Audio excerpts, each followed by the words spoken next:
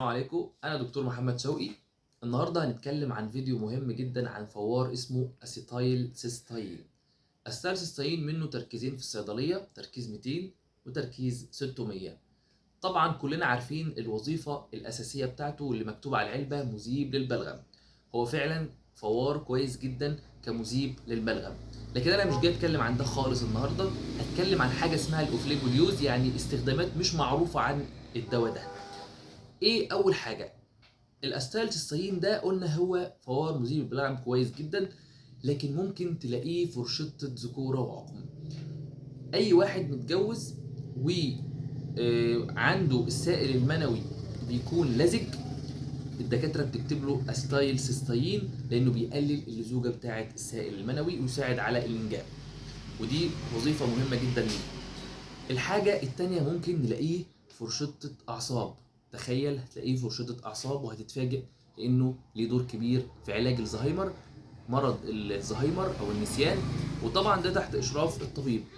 كمان هو ده الأنتيدوت، أو يعني اللي بيشيل السمية بتاعة البارستامول.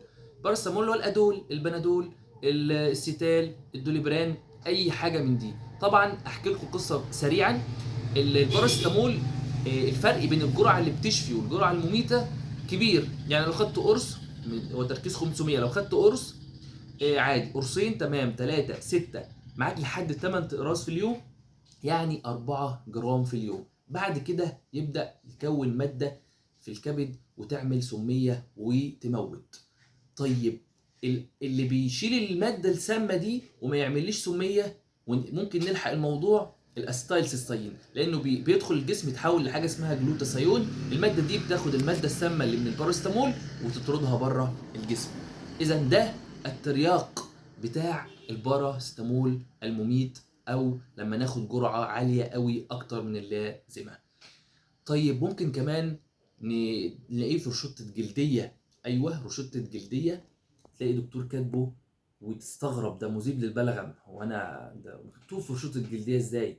فأنت كصيدلي لسه جديد لازم تعرف الحاجات دي وتكون فاهم عشان تفهم الناس، لأن هو أنتي أوكسيدانت، مضاد للأكسدة، وبالتالي ليه وظائف كتيرة. إن هو بيحسن من البشرة وبينقيها وبيشيل تجاعيد كتير، فهو ليه دور في حوار الجلديه. اذا الان اسيتايلسيستين ده مهم جدا، ليه وظائف كتيره جدا ومهمه غير ان هو مذيب للبلغم. لو عجبك الفيديو واستفدت، يا ريت تعمل شير ولايك وفولو. شكرا.